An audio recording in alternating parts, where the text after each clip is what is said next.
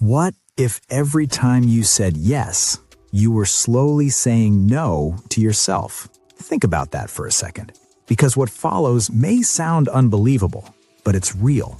Saying yes to keep the peace is one of the quietest ways we betray ourselves, and most of us do it every single day without even realizing it.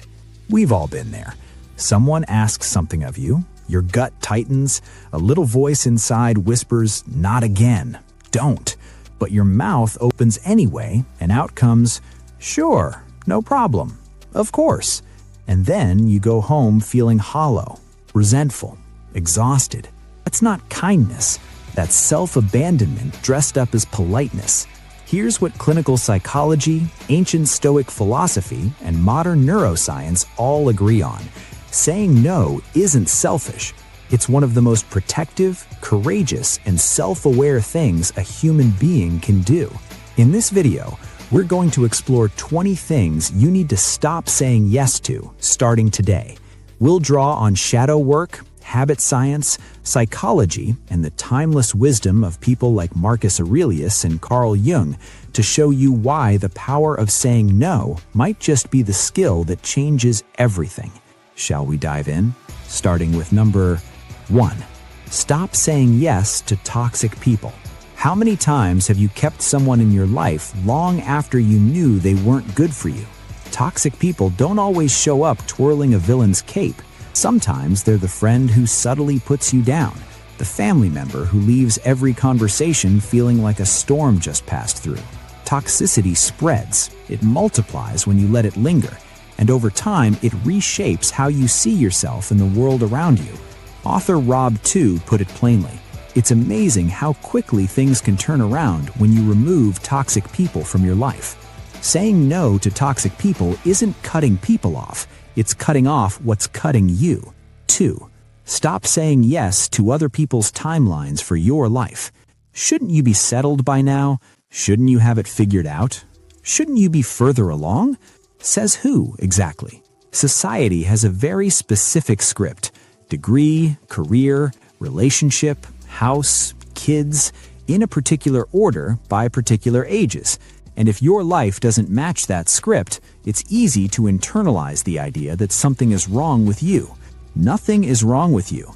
As Seneca put it, "It is not that I'm brave, it's that I choose which fears to listen to." Choose to stop listening to the fear that your pace is wrong just because it doesn't match someone else's calendar. Your path has its own timing. Trust it. Number 3.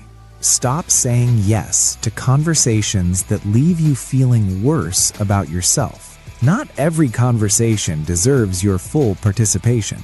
Some discussions are just traps dressed up as dialogue. Gossip loops, doom-scrolling debates, chronic complaining sessions where nobody actually wants a solution. Pay attention to how you feel after certain interactions. Energized or emptied?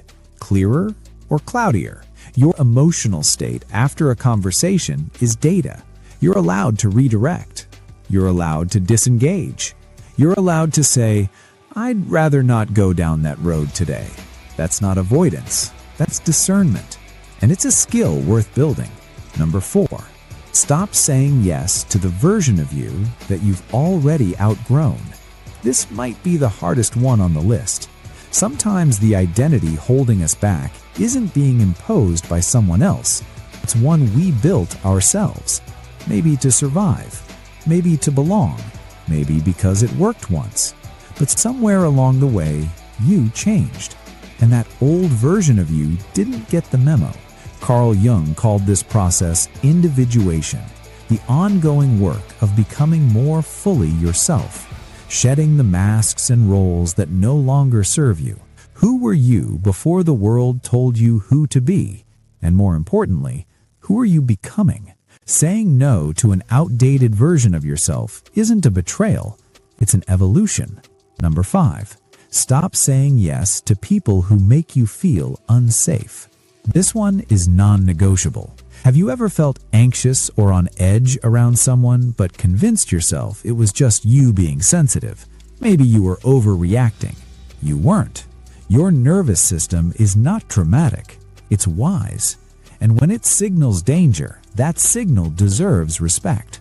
You don't owe access to anyone who makes you feel unsafe. Not out of politeness, not out of history, not out of guilt. Safety isn't a luxury, it's a baseline.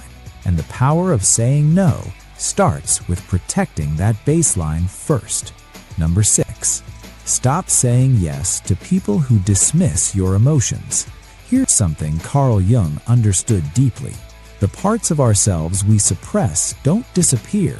They go underground. They fester and later show up disguised as anger, regret, venting, shame, fear, and more. So when someone in your life constantly tells you you're too sensitive, minimizes your pain, or makes you feel like your feelings are an inconvenience, that's a red flag waving right in your face. You deserve to be heard. You deserve to feel seen. And if someone refuses to value your emotions, they're choosing, very clearly, not to value you. Saying no to that dynamic isn't drama, it's dignity. Number 7. Stop saying yes to situations that make you feel unwanted. Abandonment wounds are some of the deepest and most quietly damaging scars we carry. And the tricky thing is that they often start in childhood, long before we had the language or the power to process them. When you weren't chosen then, it imprints something, a belief that maybe you're not worth choosing. Thus, when an adult situation reactivates that old feeling, a group that never quite includes you, a relationship where you're always the one reaching out, notice it, and then choose yourself. Remove yourself. You are worthy. Full stop. No asterisks needed. 8. Stop saying yes to negative self-talk. Oh, this one is draining, sneaky, and relentless. I should have done better. I'm not enough. Why do I always mess this up? And the list of negative self-talk that weighs you down continue unabated. Let's push this idea even further with what the science says. Your brain has a negativity bias. It's wired to fixate on what went wrong, a survival mechanism left over from our ancestors who needed to stay alive, not happy. But that same mechanism, if left unchecked, becomes a mental bully living rent-free in your head. Instead of attacking yourself, try something different. Acknowledge what went well. Recognize what you can improve. Reframe the internal dialogue from "I failed" to "I'm learning." That small shift, repeated consistently, literally rewires neural pathways over time. Saying no to negative self-talk is neuroscience in action. 9. Stop saying yes to comparison. Oscar Wilde nailed it. Be yourself. Everybody else is taken. And yet, here we are, scrolling through highlight reels and measuring our behind the scenes against everyone else's best moments. That's not a fair fight. It was never meant to be. Comparison doesn't just steal joy, it distorts your sense of reality. It makes you feel behind on a race you didn't even sign up for. Try this instead. Ask yourself, what are my strengths? What are my goals? What does growth look like for me specifically? Because your timeline is not someone else's timeline, and your path was never supposed to look like theirs. Hang on a while. If you've made it this far, you're already more self-aware than most people scrolling past this conversation. And if you're finding this content helpful and inspiring, why not make it a part of your weekly routine? Hit that subscribe button right now. Tap the notification bell as your little way of informing YouTube that you're finding value in this video and help this channel grow. 10. Stop saying yes to relationships that drain you.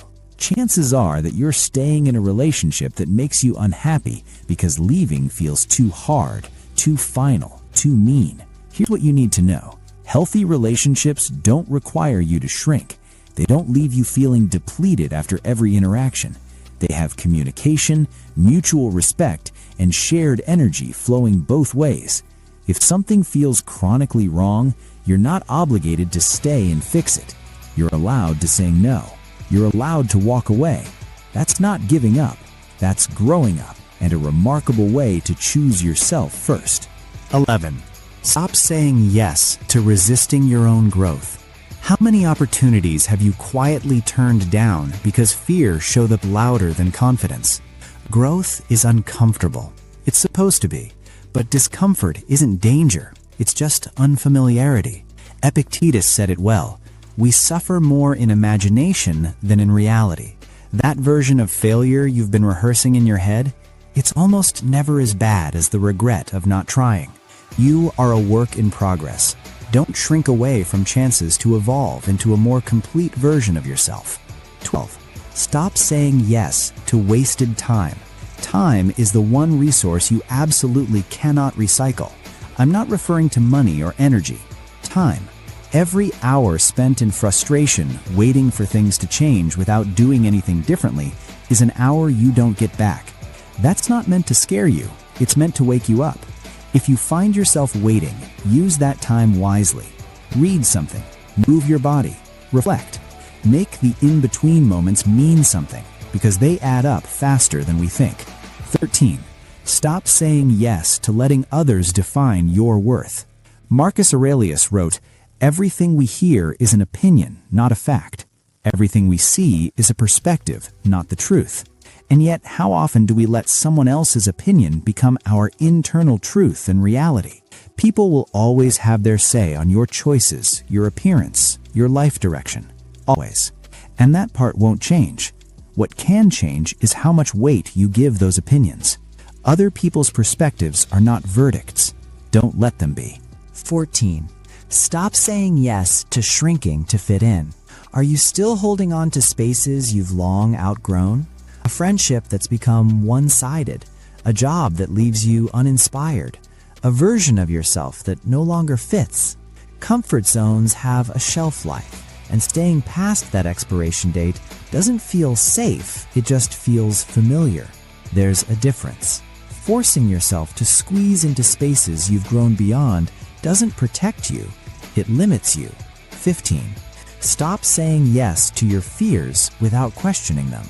Fear is useful when there's a real threat, but most of the time, fear is just a story your mind tells to protect you from the discomfort of the unknown. Shadow work, a concept Jung spent his lifetime developing, asks us to examine the fears we've pushed into the dark, because what we don't examine, we act out unconsciously and repeatedly.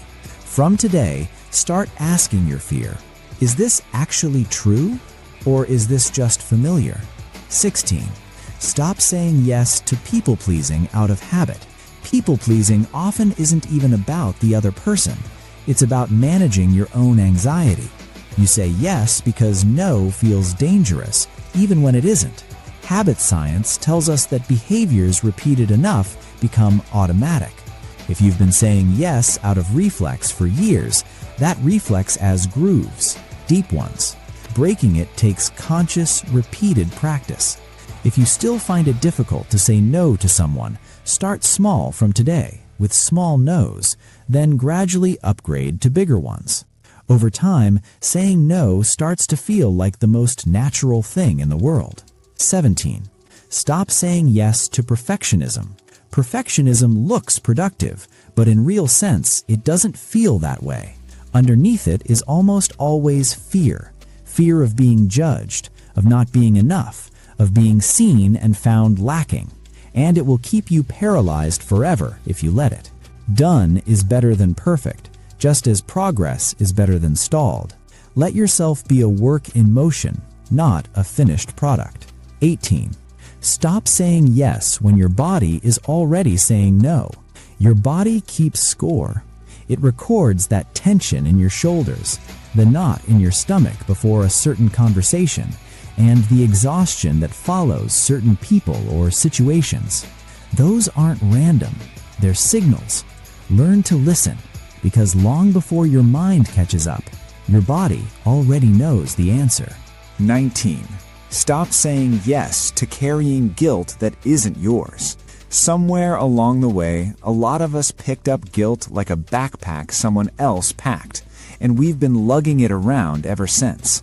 Maybe you were made to feel responsible for someone else's emotions, their anger, their disappointment, their choices. And because it happened early enough, it started to feel like your job to manage it. It isn't. It never was. Guilt is healthy when it's tied to something you actually did wrong and can actually fix. But borrowed guilt, or guilt used as a leash to keep you compliant, that's a manipulation, not a feeling worth honoring. Put the backpack down. It was never yours to carry. But before we wrap this up, there's one last surprise. 20.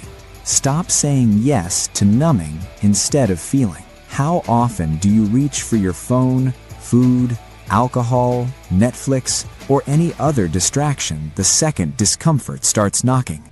We live in arguably the most distraction-rich era in human history, and the cruel irony is that the more we numb, the more we need to numb, because the feelings we avoid don't dissolve, they compound. Neuroscience backs this up. Suppressed emotions don't disappear, they get louder. They show up sideways as anxiety, irritability, physical tension, or patterns of behavior you can't quite explain. Sitting with discomfort, even briefly, is one of the most radical acts of self-respect you can practice. Feel it, name it, let it move through you. That's how it loses its grip on you. Closing thoughts. Saying no is a skill. Like any skill, it takes time, it takes repetition, and yeah, it takes a certain kind of courage, especially when the world has conditioned you to equate no with selfishness. But every time you say no to what harms you, you're saying yes to something far more important. Peace, clarity, boundary, self-respect, the kind of life that actually feels like yours. The power of saying no isn't about building walls, it's about knowing your worth well enough to protect it. If this video resonated with you, please like and share it with someone who needs to hear this today. Subscribe and turn on notifications for more content like this. Thank you so much for watching. We'll see you next time.